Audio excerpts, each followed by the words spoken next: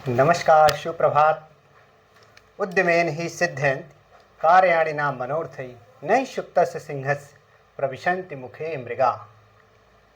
माता शत्रु पिता वैरी दीन बालो न पाठिता ना शोभते सभा मध्य हंस मध्य पको यथा। आइए हम लोग शुरू करते हैं आधुनिक इतिहास श्रृंखला में। जैसा कि हमने पिछली क्लास में भारत शासन अधिनियम 1935 के तहत 1937 में हुए प्रांतीय चुनावों के बारे में चर्चा की। कुल 11 प्रांतों में चुनाव हुए, जिसमें से 7 में कांग्रेस को स्पष्ट बहुमत मिली और 2 में कांग्रेस ने मिलीजुली सरकार बनाई। इस प्रकार 9 राज्यों में कांग्रेस की सरकारें बनी और 2 राज्यों में मुस्लिम लीग ने गठबंधन सरकारें बनाई। तो उसके आगे हम लोग देखते हैं कि प्रांतीय सरकारों ने कार्य क्या किया। खास करके कांग्रेस की सरकारों ने अवध एवं बिहार में पुश्तैनी जोत का अधिकार दिलाया किसानों को। खास करके किसान के मुद्दे प्रखर थे उस समय। किसानों के मुद्दे को बहुत ढंग से सॉल्व करने की कोशिश की गई और साथ में 1939 में काश्तकारी अधिनियम लाया गया और तत्कालीन बम्बई प्रांत में औद्योगिक विवादों को हल करने के लिए कानून बनाए गए और कपड़ा समिति का गठन किया गया। तमाम बातों को देखते हुए अब होता ये है कि सरकारें चल ही रही थी, तब तक 1 सितंबर 1939 को हिटलर ने यानी जर्मनी ने पोलैंड पर आक्रमण कर दिया। तो जैसे ही जर्मनी ने पोलैंड पर आक्रमण किया, द्वितीय विश्व युद्ध की शुरुआत हो जाती है। तो अब पूरा विश्व 2 गुट में बंट जाता है। एक तरफ मित्र राष्ट्र होते हैं, एक तरफ धुरी राष्ट्र। तो जो ब्रिटेन और उसके सहयोगी राष्ट्र थे उनको मित्र राष्ट्र कहा गया और जर्मनी तथा उसके सहयोगी राष्ट्र जो थे उनका गुट धुरी राष्ट्र कहलाया। तो उस समय भारत का वायसराय लॉर्ड लिनलिथगो था। लिनलिथगो ने बिना कांग्रेस से पूछे और बिना भारतीयों से पूछे भारतीय सेना को यानी भारतीयों को भी युद्ध में धकेल दिया। जब युद्ध में शामिल कर लिया तो भारत में विरोध हुआ इसका। कांग्रेस ने क्या किया, एक बैठक बुलाया। तो कांग्रेस की कार्यकारिणी समिति ने 22 अक्टूबर 1939 को एक बैठक किया और इसके विरोध में निर्णय लिया गया कि सभी कांग्रेसी सरकारें इस्तीफा देंगी। तो 15 नवंबर 1939 को सभी कांग्रेसी सरकारें इस्तीफा दे देती हैं और जिसको सुनकर के मुस्लिम लीग सबसे ज़्यादा प्रसन्न हुई, उसे बड़ी खुशी हुई। मुस्लिम लीग ने इस खुशी में 22 दिसंबर 1939 को डिलीवरेंस डे यानी मुक्ति दिवस मनाया और इसे धन्यवाद दिवस भी कहा जाता है। तो मुस्लिम लीग के साथ अंबेडकर साहब भी बहुत प्रसन्न थे। अंबेडकर जी ने खुशी मनाई। तो 22 दिसंबर की तिथि यानी 22 दिसंबर 1939 को मुक्ति दिवस यानी डिलीवरेंस डे मनाया गया। तो इन बातों पे हम लोग थोड़ा सा चर्चा करते हैं और लिख भी लेते हैं। जैसा कि कांग्रेस की प्रांतीय सरकारों द्वारा किए गए मुख्य कार्य, संयुक्त प्रांत व बिहार में जोत पर पुश्तैनी अधिकार दिया गया किसानों को और काश्तकारी अधिनियम 1939 पारित किया गया। ये बात संयुक्त प्रांत और बिहार में है। तत्कालीन बम्बई प्रांत में 1937 में ही जिस वर्ष चुनाव हुए थे उसी वर्ष कपड़ा समिति का गठन किया गया, क्योंकि बम्बई में या कहें तत्कालीन बम्बई प्रांत आज महाराष्ट्र में उस इलाके में वस्त्र उद्योग बहुत फल फूल रहा है, यानी वहीं से स्टार्ट भी होती है कपड़ा मिल इत्यादि। तो औद्योगिक विवादों को हल करने के लिए कानून बनाए गए और इसका लाभ ये हुआ कि भारतीय जनमानस में राजनीतिक एकता आई, राजनीतिक जागरूकता बढ़ी। लेकिन होता क्या है, सरकारें चल ही रही होती हैं, कार्य अपना कर ही रही होती हैं, तब तक 1 सितंबर 1939 को यूरोप का एक देश है जर्मनी और उस समय तानाशाह था एडोल्फ हिटलर ने पोलैंड पर आक्रमण कर दिया। तो जैसे ही हिटलर ने पोलैंड पर आक्रमण कर दिया, द्वितीय विश्व युद्ध की शुरुआत हो जाती है और द्वितीय विश्व युद्ध यानी वर्ल्ड वार सेकेंड 1939 से 45 चला। तो जो ब्रिटेन और उसके सहयोगी राष्ट्र थे उनको उनका गुट कहलाया मित्र राष्ट्र, और जर्मनी और उसके सहयोगी राष्ट्र जो थे उसको धुरी राष्ट्र कहा गया। तो इस बात को आप लोग नोट कर लें, फिर आगे हम नोट कराते हैं।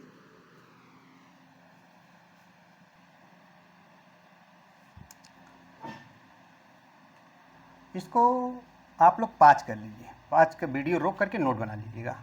हम आगे बढ़ते हैं, देखते हैं कहाँ स्क्रबर हमारा। तो इसको मिटा रहे हैं हम।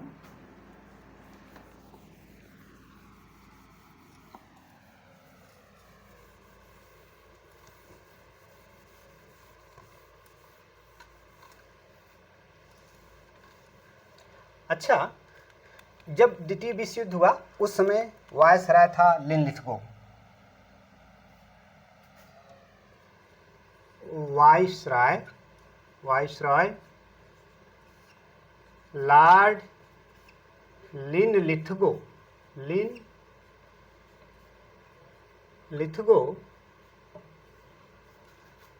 ने बिना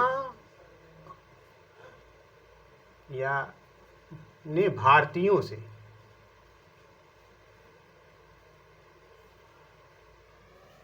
बिना पूछे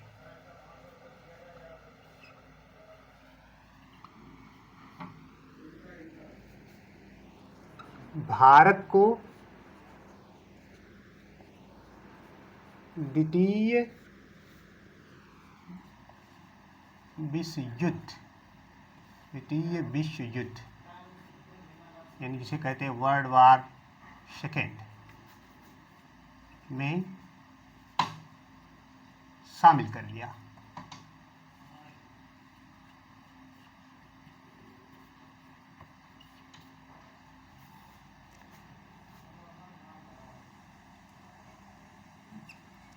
इसके विरोध में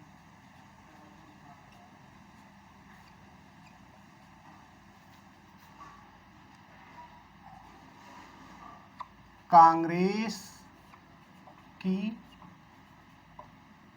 कार्यकारिणी समिति की बैठक, और ये बैठक हुई थी 22 अक्टूबर 1939। बैठक में निर्णय लिया गया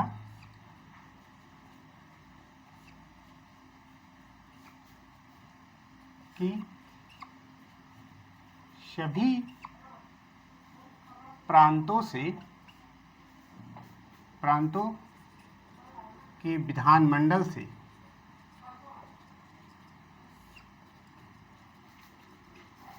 कांग्रेस इस्तीफा देगी। कांग्रेस इस्तीफा देगी। इस प्रकार सभी प्रांतीय सरकारों ने इस प्रकार कांग्रेस की सभी प्रांतीय सरकारों ने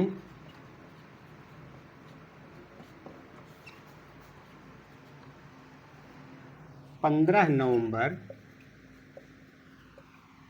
1939 को त्यागपत्र दे दिया।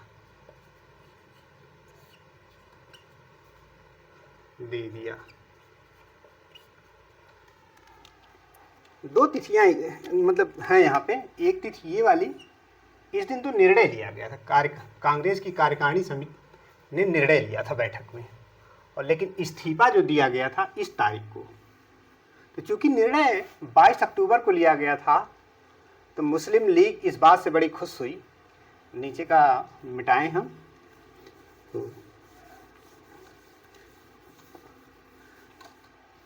कांग्रेस ने कहा कम से कम भारतीयों से पूछ तो लेते, आप युद्ध में शामिल कर दिए। तो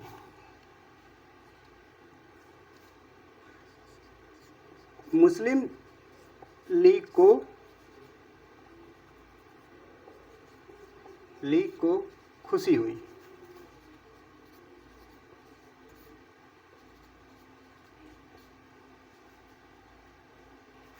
और 22 दिसंबर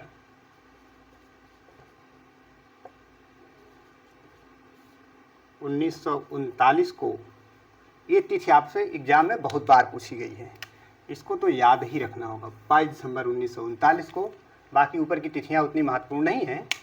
22 दिसंबर 1939 को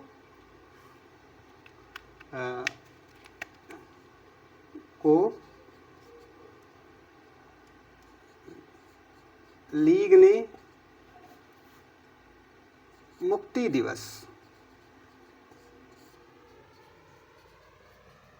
दिवस, इसे अंग्रेजी में डिलीवरेंस डे कहते हैं, डिलीवरेंस डे,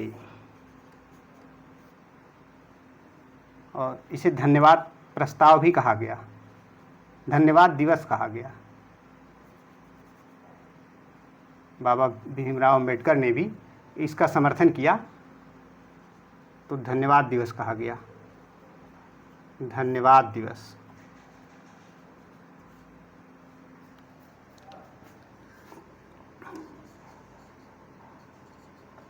मनाया। लीग के साथ साथ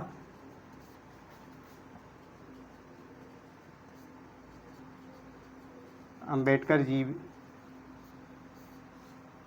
जी ने भी इसे मनाया।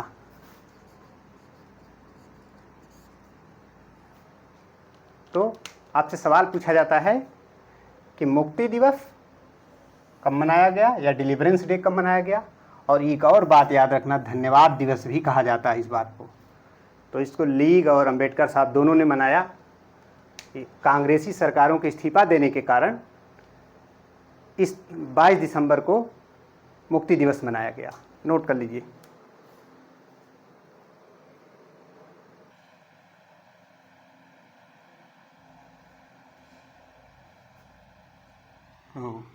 इसको पाँच करके आप लोग नोट बना लेंगे।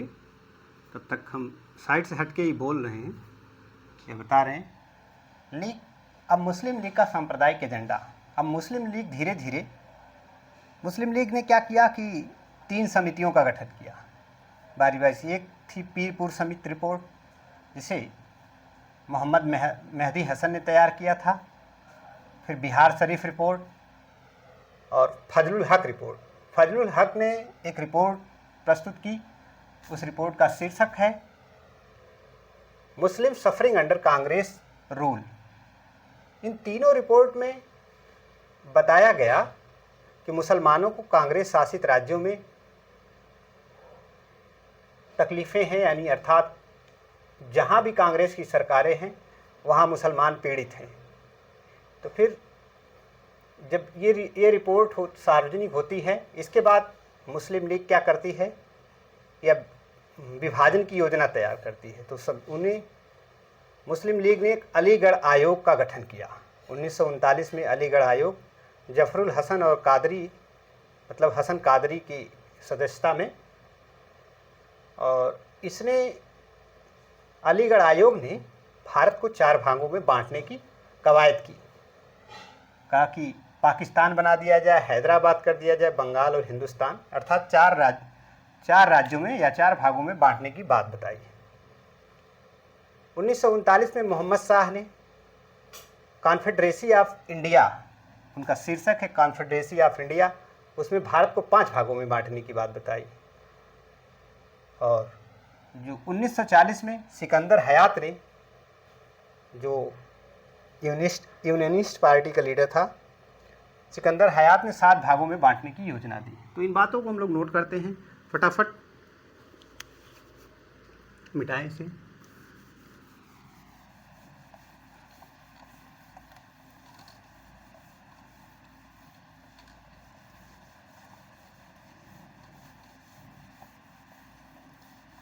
कोई भी समस्या ऑल ऑफ सडन नहीं होती। प्रत्येक समस्या के पीछे एक कुछ न कुछ स्टेप्स होते हैं, कुछ न कुछ घटनाएं होती हैं, एक सीरियल होता है घटनाओं का।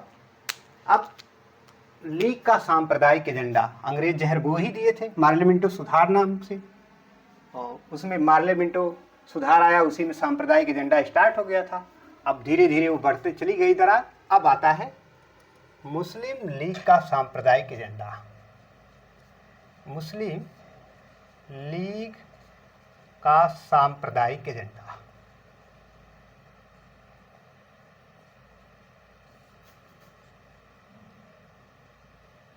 सांप्रदायिक एजेंडा या कार्यक्रम, नीतियां, एजेंडा, कार्यक्रम, नीतियां, जो भी कह लें, नीतियां मुस्लिम लीग की ये जो भी थी बातें,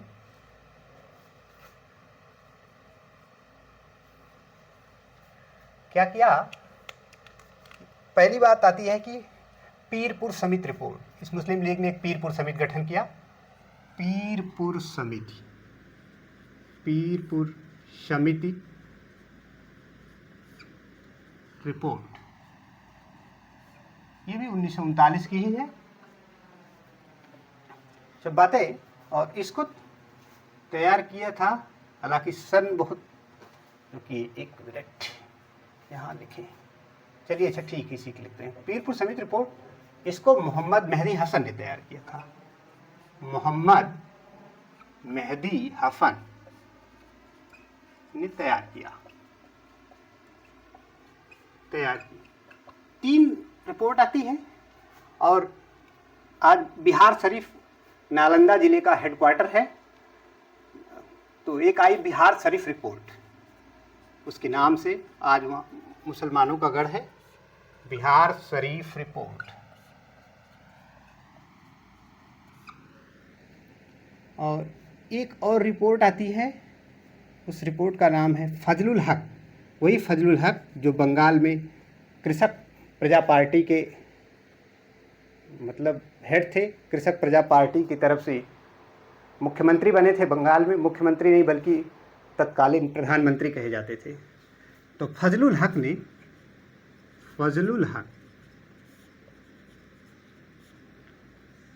एक रिपोर्ट तैयार, फजलुल हक रिपोर्ट इसका नाम है। और इस ये रिपोर्ट शीर्षक जो था, लिखा उन्होंने मुस्लिम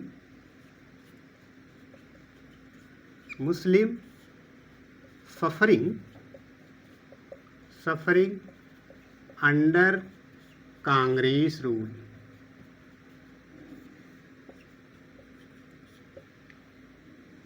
नामक शीर्षक से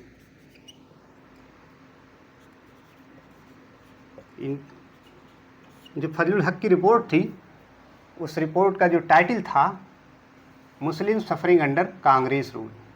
कहने का मतलब मुसलमान सफरिंग कर रहे हैं, यातनाएं झेल रहे हैं कांग्रेस, जहाँ जहाँ कांग्रेस का शासन है। तो इस प्रकार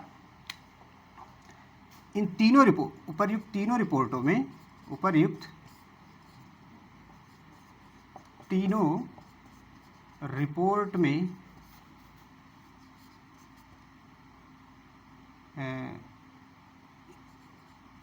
कांग्रेस शासित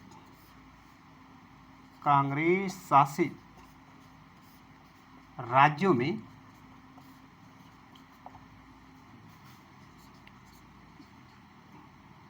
मुस्लिमों को पीड़ित बताया गया।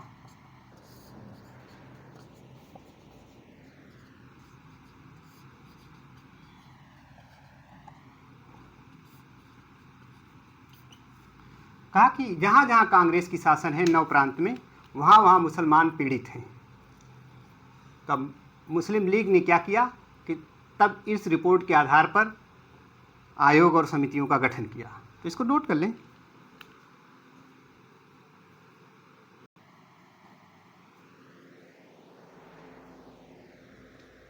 चलिए, आप लोग नोट भी कर लिए होंगे, नहीं किए होंगे तो पाज करके नोट कर लेंगे। अब इसको मिटाते हैं।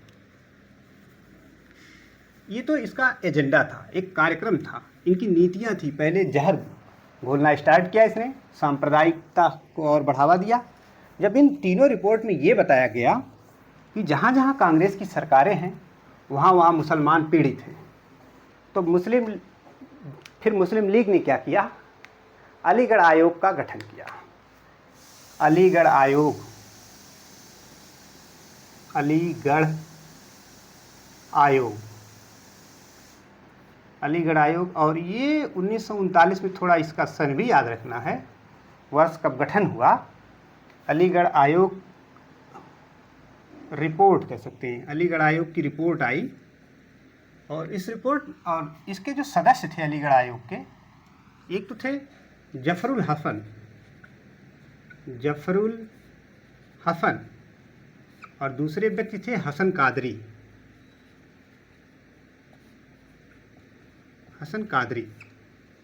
इस रिपोर्ट में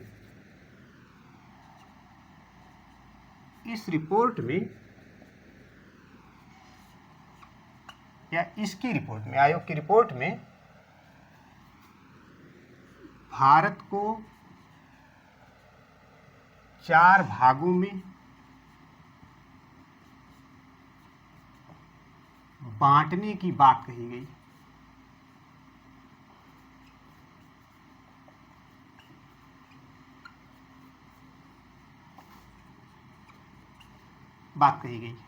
और वो 4 भाग कौन से थे?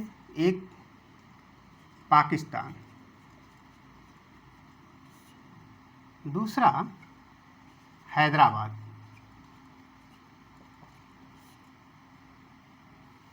और तीसरा बंगाल,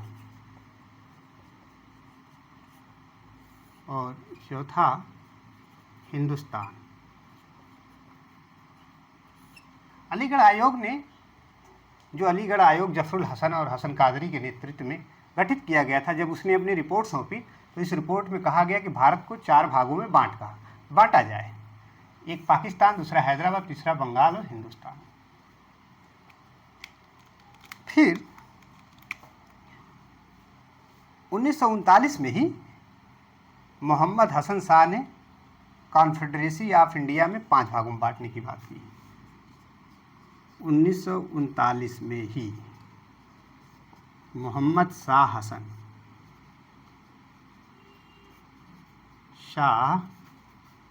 हसन ने कॉन्फेडरेसी, चलिए देवनागरी मिलते हैं, कॉन्फेडरेसी ऑफ इंडिया में भारत को 5 भागों में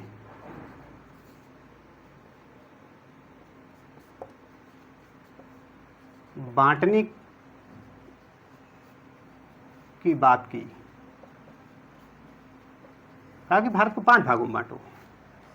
और मुस्लिम लीग ने, और एक जो पंजाब का प्रधानमंत्री था हयात खान, यूनियनिस्ट पार्टी का लीडर था ये, और लीग के साथ मिलकर सरकार बनाया था पंजाब में। तो यानी इसने कहा, ये 1940 में सिकंदर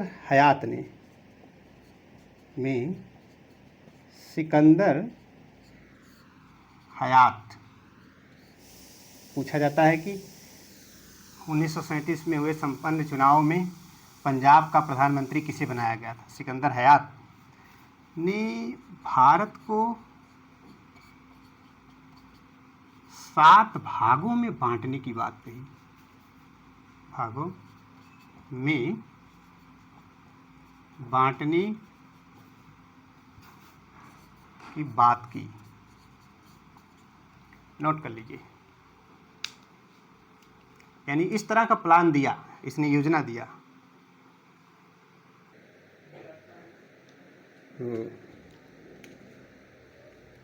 आप नोट कर लेंगे। तो आप देखते हैं कि मुसलमान, जो मतलब मुस्लिम लीग के द्वारा क्या क्या प्रयास किए जाते हैं। प्रथम मतलब अलग मुस्लिम राज्य के लिए प्रयास, लीग के द्वारा अलग मुस्लिम राज्य के लिए प्रयास। क्या क्या प्रयास होते हैं? तो लीग का अधिवेशन होता है इलाहाबाद में, और सबसे पहले द्विराष्ट्र सिद्धांत देते हैं मोहम्मद इकबाल। वही मोहम्मद इकबाल जिन्होंने लिखा है सारे जहां से अच्छा हिंदुस्तां हमारा। बाद में आगे चल के इनके अंदर भी जहर भरता गया और देश विभाजन की ओर बढ़ता गया। तो मुस्लिम लीग का इलाहाबाद अधिवेशन होता है 1930 में, और सर्वप्रथम मोहम्मद इकबाल ने द्विराष्ट्र सिद्धांत दिया। मोहम्मद इकबाल के अनुसार कि हिंदू मुस्लिम अलग अलग वेशभूषा धारण करते हैं, अलग अलग खान पान है, उनकी संस्कृति अलग अलग है, इसलिए वे एक साथ नहीं रह सकते हैं। अब यहाँ से दरार पड़नी शुरू हो गई, लेकिन उन्होंने कहा कि अब दो राष्ट्र होने चाहिए, एक हिंदू राष्ट्र, एक मुस्लिम राष्ट्र। लेकिन क्या नाम होगा, इसके बारे में कोई चर्चा नहीं की गई। फिर 1933 में कैम्ब्रिज यूनिवर्सिटी का एक विद्यार्थी चौधरी रहमत अली, उसने सबसे पहले पाकिस्तान शब्द दिया, और उसने एक पैम्पलेट छापा। पैम्पलेट का नाम है नाउ एंड नेवर, अभी नहीं तो कभी नहीं, और उस पैम्पलेट में छपा पाकिस्तान शब्द। तो चौधरी रहमत अली ने पाकिस्तान शब्द दिया 1933 में। फिर लीग का लाहौर अधिवेशन होता है, मुस्लिम लीग का लाहौर अधिवेशन 1940 में होता है, जिसमें मोहम्मद अली जिन्ना को अध्यक्ष बनाया जाता है, और इसमें द्विराष्ट्र सिद्धांत का प्रस्ताव पेश किया जाता है। इसका प्रारूप सिकंदर हयात खान ने तैयार किया, और इस प्रस्ताव को पेश किया फजलुल हक ने।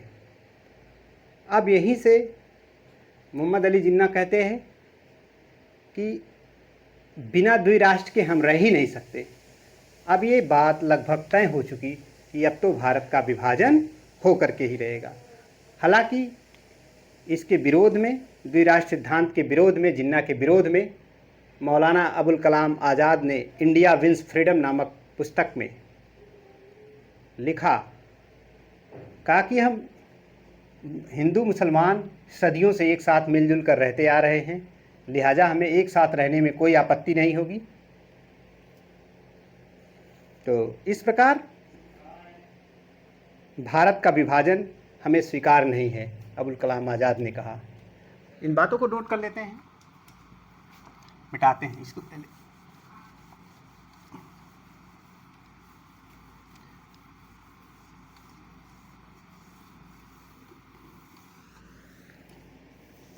एक बार लिखने से पहले हम बताते हैं, और दूसरा लिखते समय और इसके बाद चर्चा होती तो अमूमन ये बातें याद हो जानी चाहिए, और जहां असुविधा हो आप टिप्पणी करेंगे, उस हिसाब से इसे सुधार होगा। तो देखते हैं, लीग द्वारा, या मैं लीग को पूरा लिखता हूं, मुस्लिम लीग के द्वारा, मुस्लिम लीग द्वारा, मुस्लिम लीग द्वारा पृथक राज्य, या यूं कहें पृथक मुस्लिम राज्य, पृथक मुस्लिम राज्य के लिए प्रयास, के लिए प्रयास। थोड़ी सी इस तरह से याद हो जाती है बातें, इस तरह लिखने से। तो अब क्या प्रयास किया इसने? पहली बात, या यूं कह सकते हैं, इसे हम इस टाइटल से भी कह सकते हैं, पाकिस्तान की मांग। पाकिस्तान की मांग कब होती? पाकिस्तान की मांग, ये शीर्षक हमारा हुआ, इन पर हम चर्चा करते हैं। अब हम आते हैं मुस्लिम लीग का इलाहाबाद अधिवेशन। मुस्लिम लीग का इलाहाबाद अधिवेशन, और ये है बात 1930 की। इलाहाबाद में मुस्लिम लीग की बैठक होती है। इसमें खास खास पॉइंट को हम नोट करेंगे। सर्वप्रथम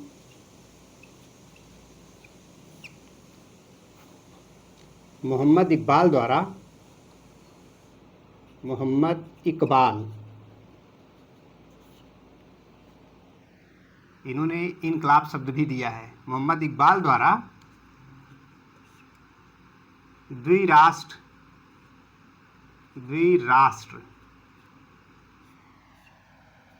का सिद्धांत प्रस्तुत किया गया। ध्यान देना, ये बात सबसे पहले मोहम्मद इकबाल ने ही दिया, जबकि यही कहते थे कि सारे जहां से अच्छा हिंदुस्तान हमारा। बाद में इनके अंदर जहर भरता गया, द्विराष्ट्र का सिद्धांत दिया गया। इन्होंने कहा, ये बात आप में से आप नोट कर लेंगे, कहानी सुन लीजिए। इन्होंने कहा कि हिंदू मुसलमान दोनों के अलग अलग पोशाकें हैं, रहन सहन, वेशभूषा, खान पान सब अलग अलग है, अलग अलग संस्कृति है। लिहाजा हिंदू मुसलमानों के लिए अलग अलग राज्य होना चाहिए। ये राज्य कौन सा होगा, इसका कोई नाम नहीं लिया गया, अर्थात अभी तक पाकिस्तान की चर्चा नहीं की गई। तो फिर ये तो हुआ लीग का अधिवेशन। 1933 में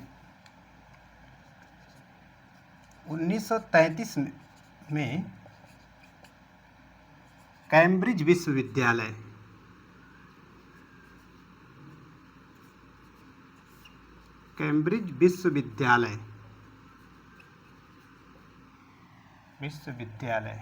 कैम्ब्रिज यूनिवर्सिटी के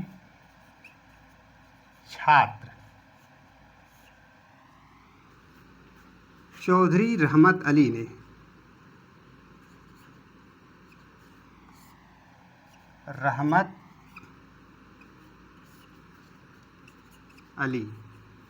का नाम नोट कर लेना होगा, याद रहना चाहिए। नाउ एंड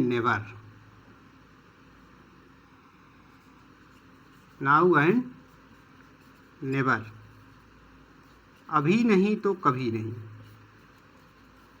इसका अर्थ है अभी नहीं तो कभी नहीं।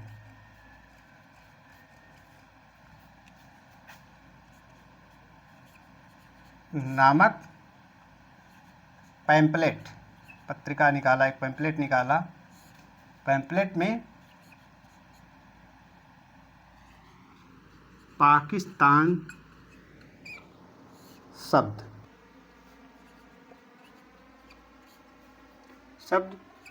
पहली बार नामक पैम्पलेट पाकिस्तान शब्द पहली बार लिखा या बताया, जो भी कह सकते हैं। तो अगर द्विराष्ट्र का सिद्धांत किसने दिया सबसे पहले, तो मोहम्मद इकबाल ने दिया। और पाकिस्तान शब्द किसने दिया है, तो चौधरी रहमत अली ने, जो कि कैम्ब्रिज यूनिवर्सिटी के छात्र थे। उन्होंने पाकिस्तान शब्द लिखा अपनी पैम्पलेट नाउ एंड नेवर में। अब यहाँ से पृथक राज्य की बातें स्टार्ट हो जाती हैं। फटाक से नोट कर लीजिए 1 मिनट में। और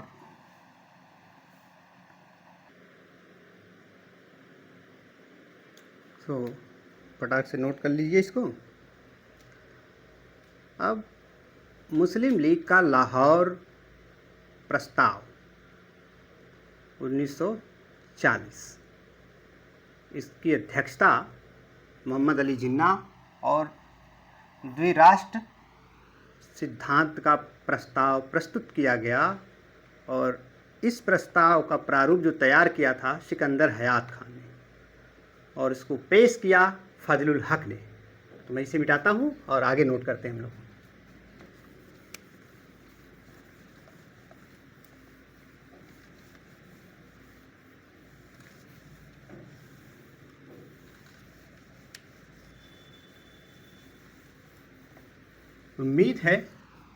उम्मीद क्या, पूरा विश्वास कह सकते हैं कि परीक्षा में इससे बाहर सवाल नहीं आने चाहिए। यहीं से सारे प्रश्न मिलेंगे।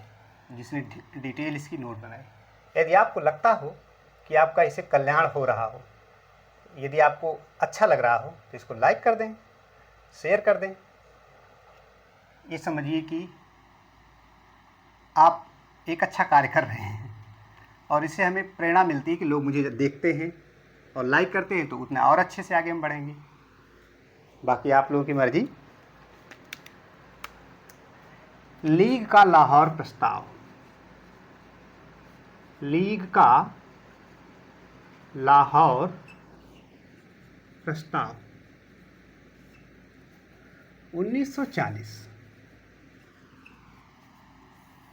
लाहौर प्रस्ताव में क्या क्या था इसके बारे में, और ये प्रस्ताव यहाँ मैं शॉर्ट में लिख दूँ कि द्विराष्ट्र सिद्धांत प्रस्तुत। द्विराष्ट्र सिद्धांत प्रस्तुत।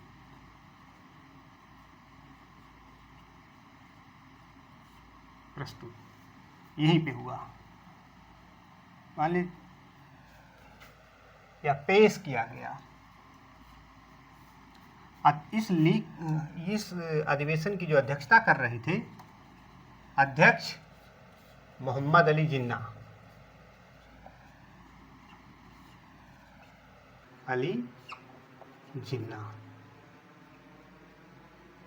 मोहम्मद अली जिन्ना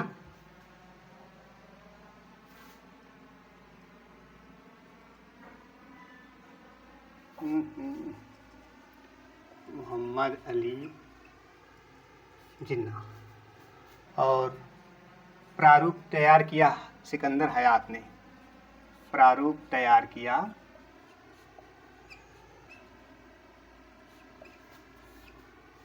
सिकंदर हयात।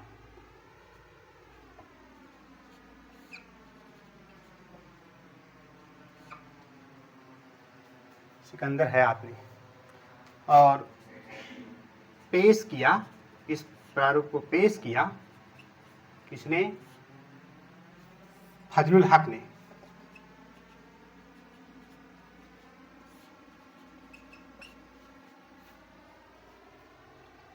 अब इसमें ये कहा, इस प्रस्ताव में द्विराष्ट्र के सिद्धांत पर चर्चा की गई। इस प्रस्ताव में द्विराष्ट्र के सिद्धांत पर चर्चा की गई।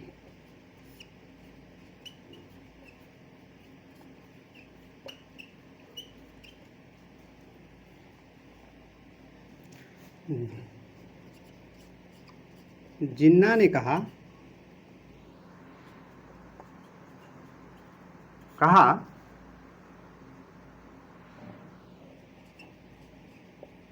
बिना द्विराष्ट्र के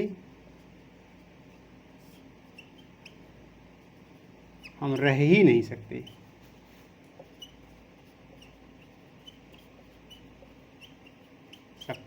जिन्ना ने कहा।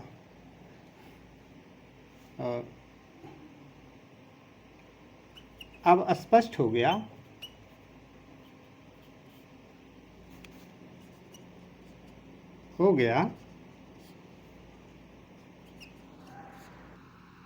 कि भारत का विभाजन होकर रहेगा।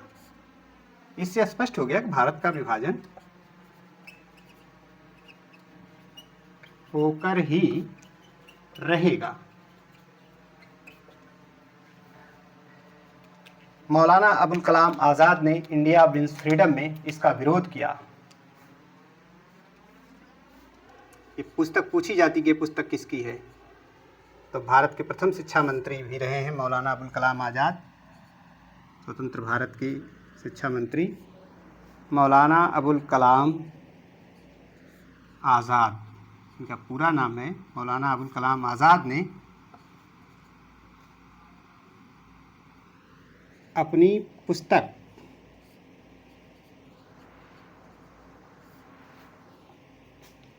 इंडिया विंस फ्रीडम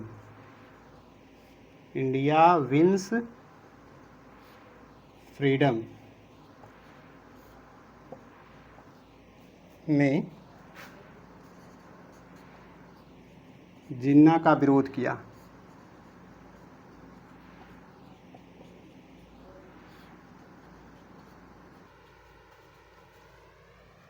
किया और कहा कि हम हिंदू मुस्लिम सदियों से एक साथ रह रहे हैं, लिहाजा हम विरोध करते हैं।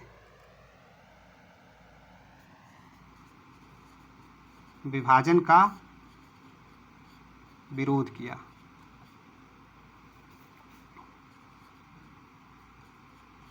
उन्होंने कहा कि विभाजन हमें स्वीकार नहीं है। तो इन बातों को जान लें। और इसमें जो पूछी जाती है कि इनकी पुस्तक बहुत महत्वपूर्ण है, इंडिया विंस फ्रीडम।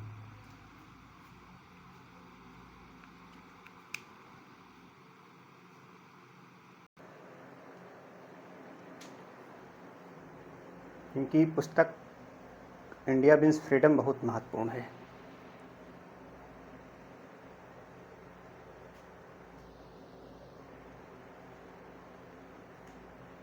तो अब होता है कि फिर 23 मार्च 1943 को मुस्लिम लीग का कराची अधिवेशन होता है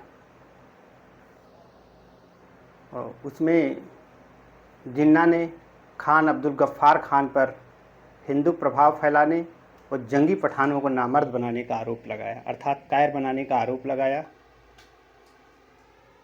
इसी अधिवेशन में मुस्लिम लीग ने नारा दिया, डिवाइड एंड क्विट, बांटो और छोड़ो। इस प्रकार से यह स्पष्ट हो गया कि अब भारत दो भागों में बंटकर रहेगा और जिसकी परिणत 14-15 अगस्त 1947 को भारत और पाकिस्तान नामक दो स्वतंत्र राष्ट्रों में हुई। तो इस बात को नोट करते हैं। और इतना ही नहीं, एम एच गजधर उसने कहा कि जैसे जर्मनी में यहूदियों को समाप्त किया गया, वैसे ही हिंदुओं को समाप्त करना होगा, तब मानेंगे। तो चलिए इस बात को हम नोट करते हैं। आज की क्लास का ये बिंदु।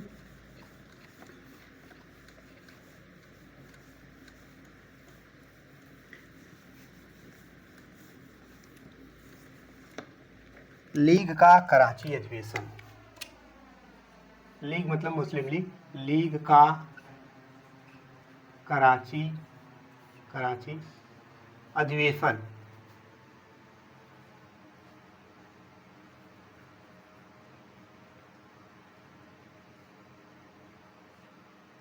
कराची अधिवेशन और ये था 23 मार्च। ये घटना थोड़ी सा तिथि भी यहाँ मेंशन कर रहे हैं, इसका मतलब कि ये घटना आपको याद रखनी होगी, क्योंकि एक ही साल में कई घटनाएं घटती हैं तो उनका कालानुक्रम पूछ देता है, इसलिए तिथियां थोड़ा सा महत्वपूर्ण हो जाती हैं यहाँ पे। फिलहाल इसका मुख्य बिंदु क्या है, इसमें लीग द्वारा नारा दिया गया, लीग द्वारा नारा दिया गया,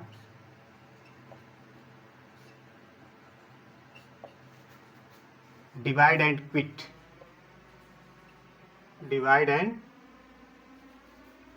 क्विट, बांटो और छोड़ो, और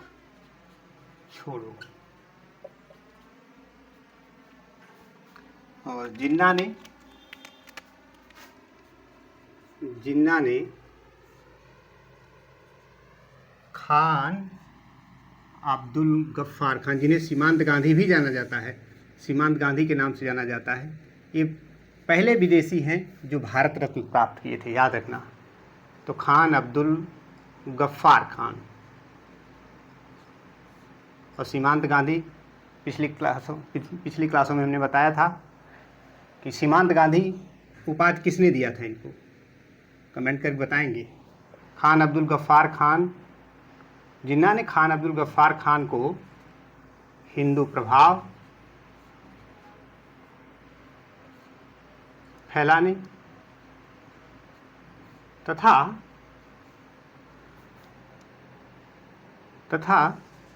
जंगी पठानों, मैंने लड़ाकू पठान जो थे, पठानों को गफ्फार पर, जिन्ना ने खान अब्दुल गफ्फार खान पर हिंदू प्रभाव फैलाने तथा जंगी पठान को कायर बनाने का आरोप लगाया,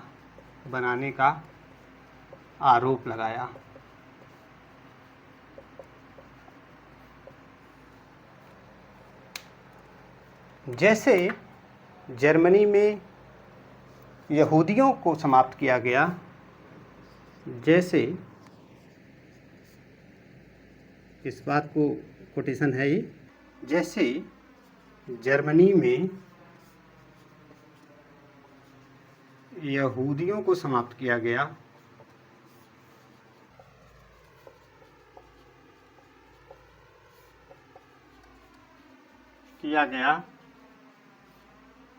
वैसे ही हिंदुओं को समाप्त करना होगा।